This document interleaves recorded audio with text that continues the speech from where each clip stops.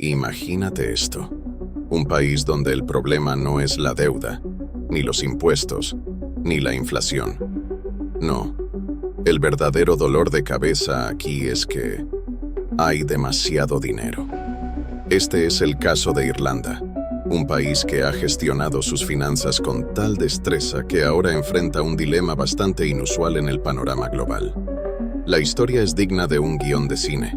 Mientras otros gobiernos europeos lidian con una mezcla de austeridad y recortes, Irlanda se encuentra con las manos llenas de efectivo y, curiosamente, sin un plan claro para administrarlo. Esta situación ha llamado la atención de toda Europa, especialmente cuando sus vecinos, como Gran Bretaña, Francia y Alemania, enfrentan crisis económicas de distintas índole, desde impuestos desmesurados hasta límites de deuda autoimpuestos. En medio de este caos financiero, Irlanda luce como el niño prodigio, pero con un reto peculiar. El reciente fallo del Tribunal de Justicia de la Unión Europea en la batalla de Apple contra el sistema fiscal irlandés ha culminado con una gran victoria monetaria para Irlanda. Apple deberá pagar 13.000 millones de euros más 1.000 millones en intereses, lo cual representa casi un 5% de los ingresos nacionales de Irlanda. Es un golpe de suerte para la economía del país, aunque, curiosamente, las autoridades irlandesas apoyaron a Apple durante todo el proceso. Irlanda tuvo una transformación económica impresionante desde los años 90 hasta la actualidad.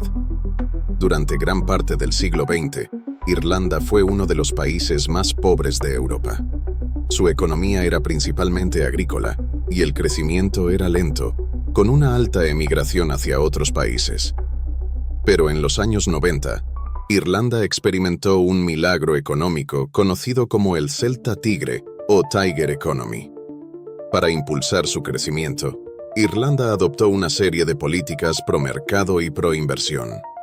Estos incluyen reducir los impuestos corporativos, que aún son de los más bajos de Europa, simplificar regulaciones para atraer a empresas extranjeras e invertir fuertemente en educación y tecnología. Esto se convirtió a Irlanda en un imán para las multinacionales, especialmente las de tecnología y farmacéutica, que querían una puerta de entrada a la Unión Europea con condiciones fiscales muy favorables. Google, Apple, Microsoft y muchas otras establecieron sus sedes europeas en Irlanda, lo que ayudó a crear empleo e incrementar los ingresos fiscales. Este modelo le permitió a Irlanda crecer rápidamente. Aunque se enfrentó a desafíos, como una gran crisis financiera en 2008 que afectó fuertemente al país, la economía irlandesa ha logrado recuperarse y continúa siendo una de las más prósperas y de mayor crecimiento en Europa. Actualmente Irlanda es de los países más ricos del continente, en buena medida gracias a esa apertura hacia el mercado libre, ya su modelo de impuestos bajos que sigue atrayendo inversiones masivas. El éxito de Irlanda está muy vinculado a ciertos elementos del capitalismo, especialmente al capitalismo de mercado libre orientado hacia la inversión extranjera y la baja tributación. Este enfoque permitió a Irlanda atraer empresas multinacionales, crear empleo y mejorar la infraestructura. Sin embargo, el éxito depende de cómo definimos esa palabra, ya que hay muchas formas de medirlo.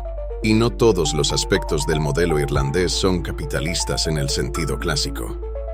Para quienes dudaban de la estabilidad de la economía irlandesa, los números hablan por sí solos. Se espera que el ingreso nacional bruto, ajustado a la fuerte presencia de multinacionales, crezca cerca del 5% este año. El desempleo es prácticamente inexistente y la inflación está por debajo del 2%. Un logro envidiable cuando la mayoría de Europa aún sufre por la inflación. Además, el gobierno lleva 3 años consecutivos generando superávits y proyecta que este año cerrará con uno del 7,5% del ingreso nacional. Desde hace décadas, Irlanda ha utilizado una estrategia bastante atractiva para seducir a las empresas extranjeras: impuestos corporativos bajos. Esta política fiscal, establecida desde los años 50, ha resistido incluso en los tiempos de crisis. El resultado ha sido más que positivo. En 2015, los impuestos corporativos generaron 7.000 millones de euros. Hoy, esa cifra ha escalado hasta los 24.000 millones y se espera que para el final de la década alcance los 30.000 millones de euros anuales. Teniendo en cuenta esta situación tan extraordinaria, ahora viene la pregunta que todos queremos responder. Si tú fueras parte del gobierno irlandés, ¿qué harías con este superávit colosal? ¿Lo gastarías en infraestructura, en programas sociales, o lo guardarías para los tiempos difíciles? Déjame tu opinión en los comentarios y veamos qué ideas surgen para este dilema millonario. A pesar del éxito aparente, la economía irlandesa depende en gran medida de unos pocos gigantes corporativos. 10 empresas multinacionales representan 3/5 partes de los ingresos por impuestos corporativos en Irlanda. Esto es una espada de doble filo. La política de impuestos bajos ha atraído a las grandes tecnológicas, pero también significa que cualquier cambio en su estrategia podría provocar un fuerte impacto en la economía del país. Ante esta vulnerabilidad, el gobierno ha tomado medidas cautelosas y planea emular el modelo noruego de gestión del petróleo, creando un fondo soberano de riqueza. Se estima que, para 2040, este fondo, dividido en 2 subfondos, alcanzará los 100.000 millones de euros. Una vez llegue a esa meta, Irlanda podría empezar a usar los ingresos generados para sustentar su economía, como una especie de colchón financiero en caso de que las cosas cambien para las multinacionales. Irlanda no solo ha acumulado dinero, sino también expectativas. Con elecciones a la vista, el gobierno ha decidido hacer algunos regalos fiscales. Los hogares irlandeses recibirán un crédito energético de 250 euros este invierno, además de aumentos en los umbrales de impuestos sobre la renta y la eliminación de algunas prestaciones por hijo. Pero estas medidas pueden traer problemas. El Banco Central Europeo advierte que cualquier estímulo adicional podría desatar la inflación en una economía ya tensa. En el futuro, conoceremos más detalles sobre cómo el gobierno irlandés planea gestionar estos beneficios extraordinarios de Apple. Mientras tanto, la presión sobre los ministros aumenta y la tentación de gastar el dinero es grande. Como bien dice el refrán, tener mucho también puede ser un problema. La experiencia irlandesa muestra que un enfoque capitalista puede generar crecimiento rápido, empleo y prosperidad, especialmente en un contexto favorable.